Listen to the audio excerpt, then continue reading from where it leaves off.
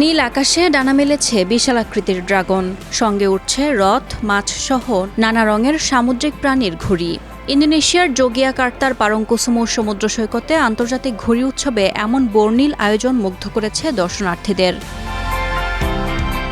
ভারত মহাসাগর থেকে ভেসে আসা অনুকূল বাতাস আর বিশাল সৈকতকে কাজে লাগিয়ে সুতোয় টান দেন ঘুড়িপ্রেমীরা। বিশাল আকৃতির এসব ঘুড়ি আকাশে ওড়াতে যেমন দক্ষতার প্রয়োজন, তেমনি নাটাই সামলাতেও চলে কসরত। উৎসব কমিটির সভাপতি জানান, এবারই প্রথমবারের মতো আন্তর্জাতিক বিভাগ যুক্ত করা হয়েছে এই উৎসবে, যেখানে ইন্দোনেশিয়ার ৩২টি ক্লাবের পাশাপাশি ৪টি দেশের ১৪ জন বিদেশি প্রতিযোগী অংশ নিয়েছেন। ঘুড়ি মানুষকে এক জায়গায় আনে এবং পারস্পরিক বন্ধন দৃঢ় করে। সাংস্কৃতিক দিক থেকে এটি মূলত আকাশের বুকে ভেসে থাকা একটি শিল্প।